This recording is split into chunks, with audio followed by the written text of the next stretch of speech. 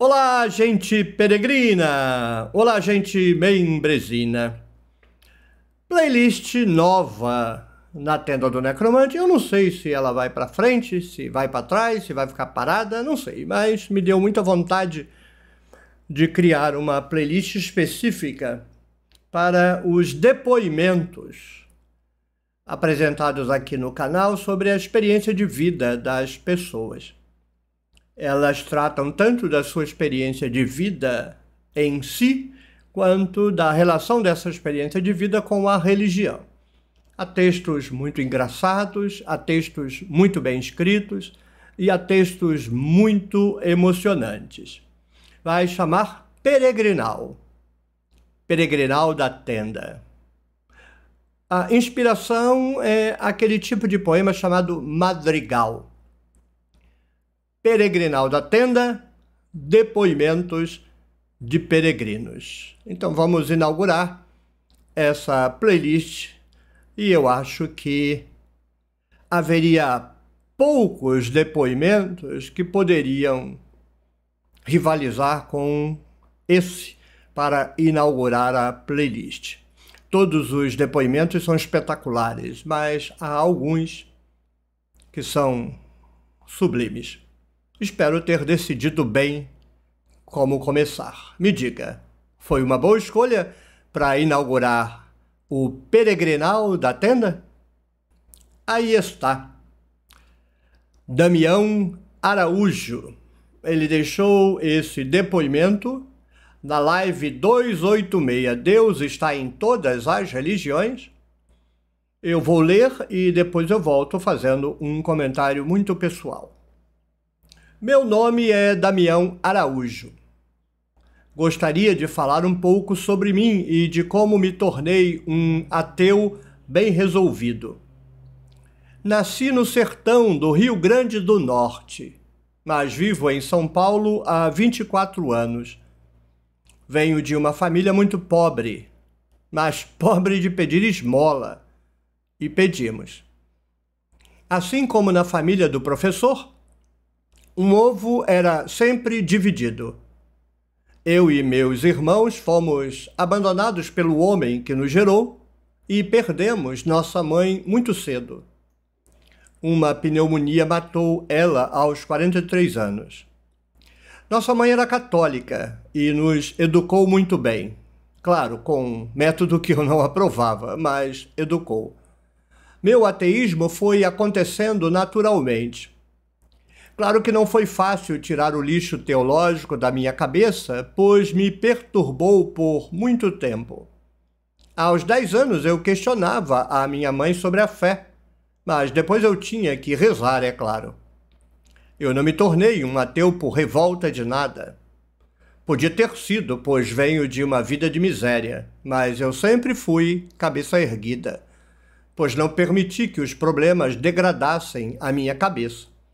Já bastava o lixo teológico que foi enfiado nela. Apesar de não ter tido a oportunidade de estudar, ou seja, ter uma formação acadêmica, pelo menos cheguei ao ensino médio, incompleto. Mal, mas cheguei. O negócio era buscar o almoço de amanhã. Quando eu cheguei em São Paulo, o meu hábito de ler era incompleto. Era péssimo, mas fui trabalhar de porteiro de prédio. Então lá eu tive acesso a jornais, revistas e livros. Comecei lendo porcaria até chegar em livros de ciência. Assim eu fui enterrando a fé. Mas o livro que me fez jogar a última pá de terra na fé foi o livro O Mundo Assombrado pelos Demônios, de Carl Sagan. Apesar de o meu nível de leitura ser baixo, a fé não sobreviveu, pode apostar. Cheguei à tenda não porque queria enterrar a fé, pois ela estava morta. Cheguei porque queria ouvir alguém que tivesse uma compreensão de mundo melhor que a minha. E achei alguém com uma compreensão anos-luz da minha. Então tirei os sapatos, entrei, fui bem recebido, respeitado e até direito a café. Obrigado, professor, estamos juntos. Desculpe pelos erros ortográficos. E quem lá liga para erro ortográfico quando está diante de uma pérola, de uma obra-prima, de um texto belíssimo? Só não sente inveja de um texto desse quem se acha um Saramago. Mas eu acho que Saramago leria esse parágrafo e teria algumas ideias sobre redação. Parabéns, Damião. Para qualquer valor quanto ao conteúdo do seu texto, o texto em si é uma maravilha. Você deveria se dedicar a escrever contos, escrever romances. Você seria devorado. Eu vou comentar. É óbvio que vai ser um tipo de comentário completamente diferente dos demais vídeos.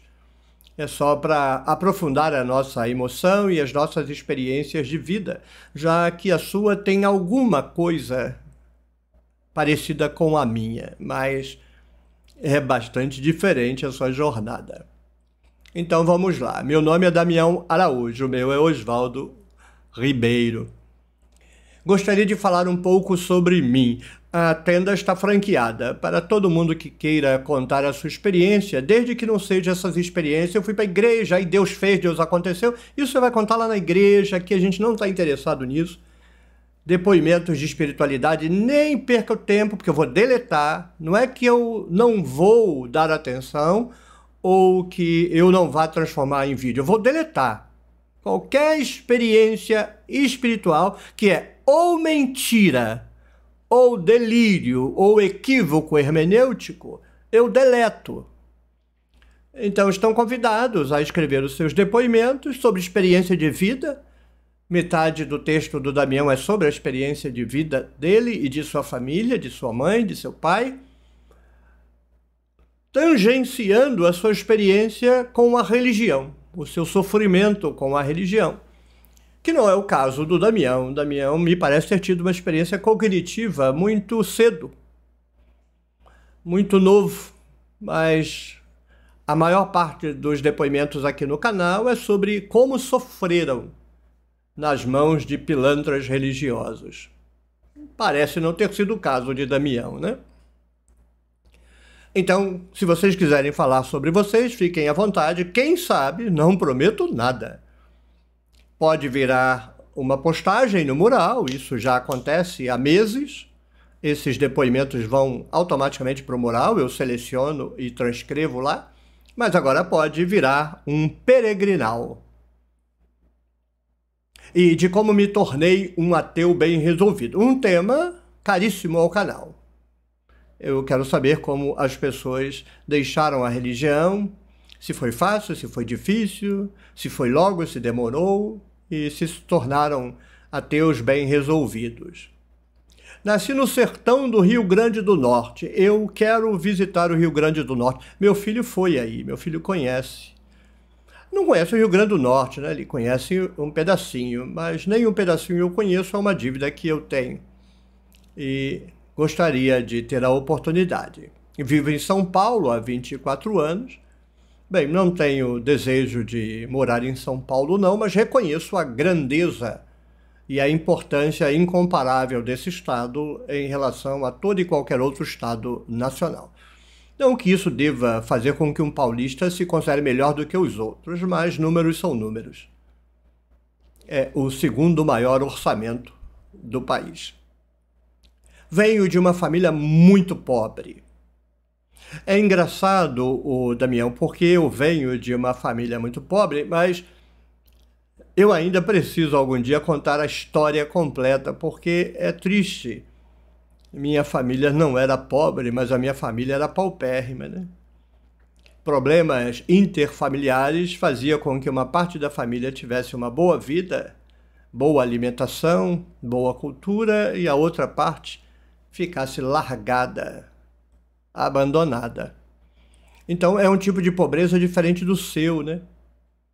Só quem conhecia a história de mamãe e dos 4 filhos podia imaginar, porque nós morávamos no quintal de uma família de classe média, das mais antigas do bairro. E como é que a gente podia literalmente passar necessidades, né? Mas são detalhes que precisariam ser desenhados. Quem sabe, quando eu mais nada tiver a fazer na vida, eu não escreva as minhas memórias. tem coisa a dizer, coisa que eu nunca disse. Mas você diz que você era de uma família pobre de pedir esmola. Nós nunca fomos pobres de pedir esmola. Eu era pobre de ser o mais pobre das turmas. De todas as turmas que eu estudei, até no seminário, eu era o mais pobre. Mas nunca precisei pedir esmola, conquanto nós tenhamos na memória um dia ou outro de não ter o que comer. Mas no dia seguinte tinha, então nunca fomos para a rua pedir esmola, não. O seu caso era certamente bem mais grave do que o meu. E você diz, nós pedimos. Assim como na família do professor, um ovo era sempre dividido. Essa é uma experiência marcante, porque em 1987 casei com Bel, nós dois paupérrimos. Um amigo nos emprestou a casa para a chamada lua de mel, nós não tínhamos para onde ir. E então passamos uma semana na casa dele, Marcos Dourado. Um abraço, Marcos. Onde quer que você esteja, eu nunca esqueci disso. Eu nunca vou esquecer, não.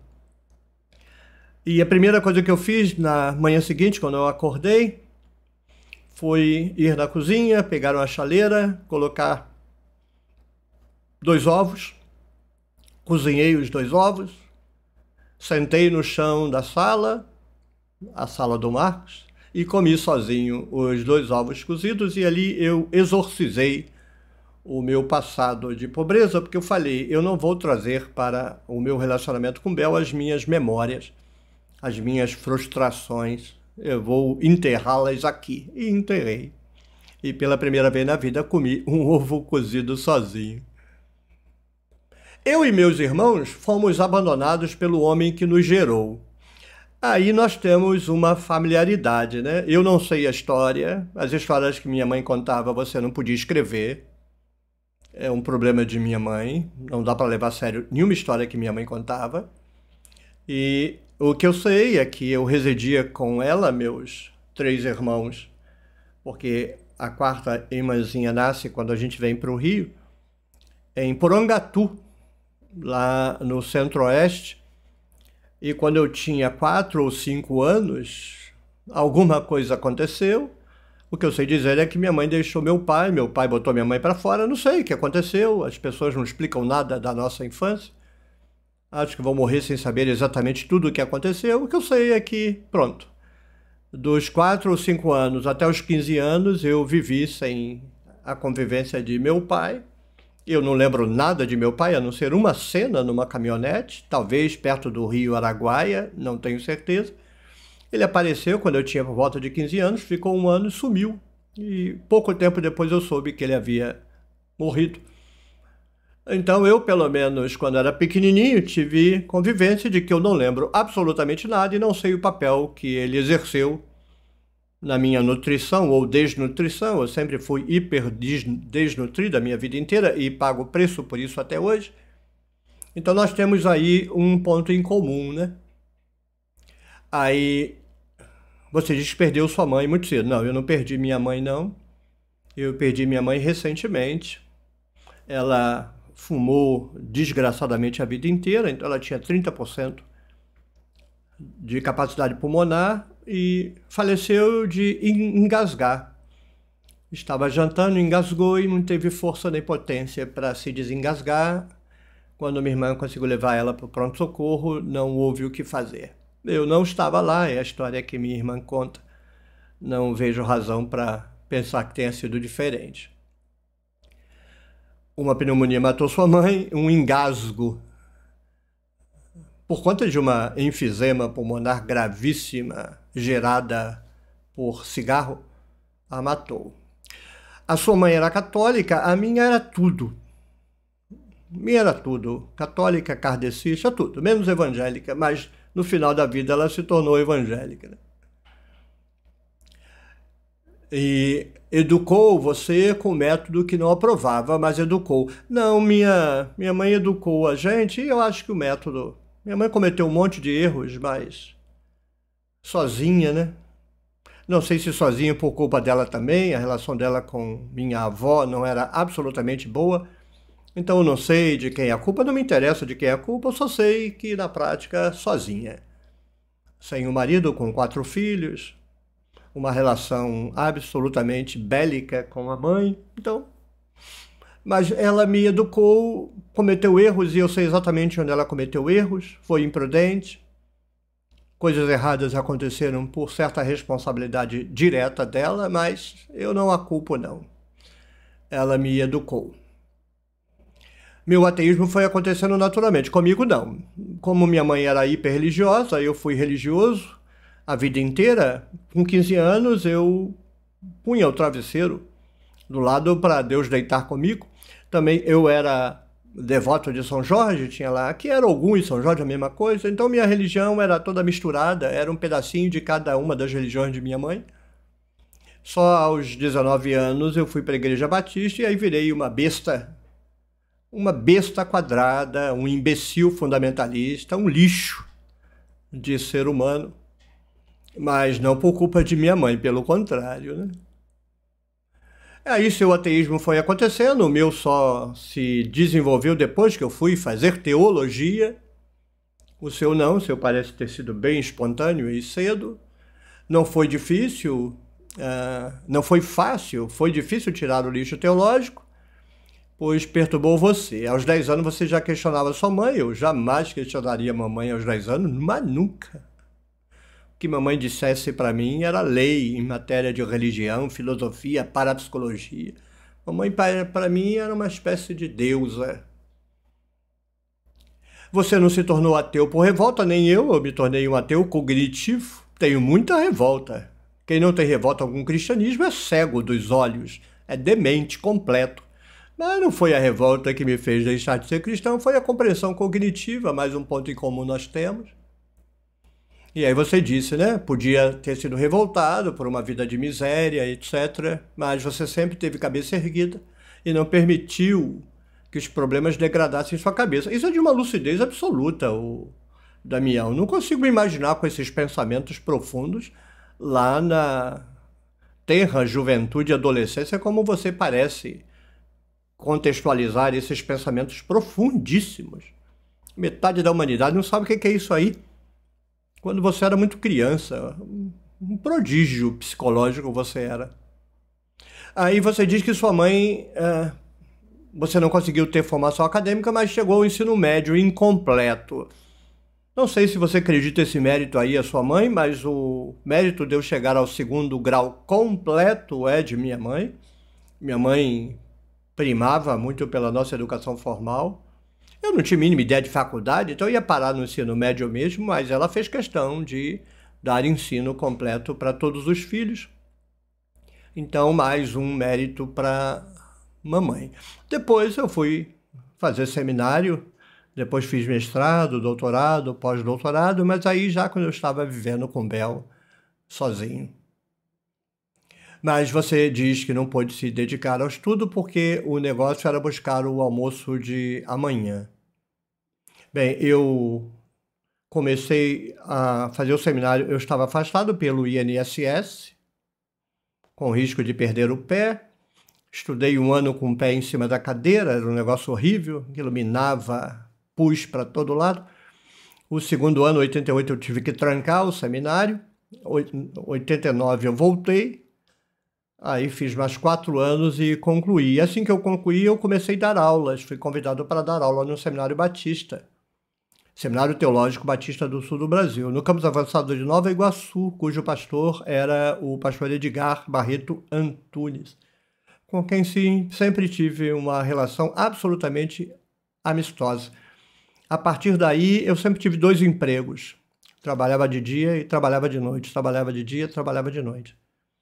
O meu medo era perder contato com meus filhos, então, Bel não vai me deixar mentir, sábado era sagrado para meus filhos, eu passeava com eles de bicicleta, nós passeávamos, a gente pegava ônibus no final de semana, ia para Paraty, era pobre, mas a gente era muito feliz. Tivemos uma infância das crianças muito saudosa, eu diria assim. Aí você vai para São Paulo, o seu hábito de ler era péssimo, mas a vida lhe ajudou, Você arrumou um emprego de porteiro, nas horas vagas você podia ler jornais, revistas, livros. Aí começou a ler ciência, maravilha, maravilha. A ciência é a verdadeira salvação. Religião é bullshit. Religião é atraso. Religião é ignorância, lamento. Você pode pintar a religião da cor que você quiser. Principalmente esses progressistas aí, enganados e enganadores, porque progressista também é enganador. Não, religião é atraso de vida. Sai da Babilônia. E aí caiu na tua mão Carl Sagan, O Mundo Assombrado pelos Demônios. Maravilha. Maravilha. Quem lê isso aí e não acerta a cabeça é porque não tem jeito mais não, tá? A vida pisou tanto a cabeça do sujeito que virou uma maçaroca de titica de pombo. Não é mais cérebro, não. Agora, você passou por Carl Sagan e pronto, se resolveu. É porque o seu cérebro estava ajeitadinho. Um cérebro nascido para bem pensar. No melhor sentido, porque cabeças bem pensantes é uma ofensa para essa classe média alienada. Apesar de seu nível de leitura ser baixo, a fé não sobreviveu. Claro, Carl Sagan cimentou a possibilidade de uma vida de engano, de auto-engano, de self-deception. Você chegou na tenda não porque queria enterrar na fé. Eu fiquei com a curiosidade, como é que você chegou aqui, né?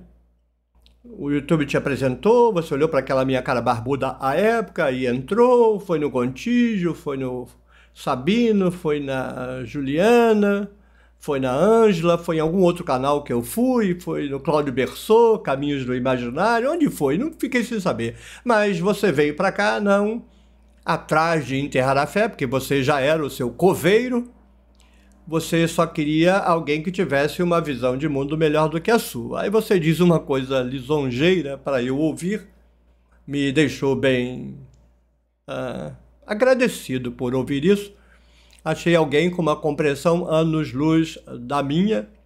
Talvez eu tenha tido mais informações que você, porque pelo que você declara, houvesse batido nas suas mãos o material que bateu nas minhas, você estaria anos-luz na minha frente. Então não é uma diferença ontológica, é uma diferença histórica, né? Você foi mais pobre do que eu. Eu, felizmente, tive acesso a atividades profissionais melhor remuneradas do que a sua, de porteiro, e isso me proporcionou acesso a melhor literatura. Então não é mérito meu, não. A vida, em certo sentido, me favoreceu. Aí você tirou os sapatos. Não precisa, na tenda ninguém precisa tirar os sapatos. Entrou. Eu gosto quando um peregrino entra e gosta da tenda. Foi bem recebido. Aqui todos são. Só são enxotados quando revelam quem são. Vêm trazer porcaria, lixo de religião para cá. Aí não, aí eu dou um pé no traseiro sem piedade. Não vai fazer da tenda do necromante o inferno, que é aquele pseudo-mundo maravilhoso que é a religião. Quem está lá sabe a fofocaiada, a invejaiada que é aquilo. Quem está lá sabe. Não fala aqui fora porque tem um personagem para montar, para convencer os outros, mas sabe. Deita no travesseiro, sabe como é tudo falso, tudo hipocrisia.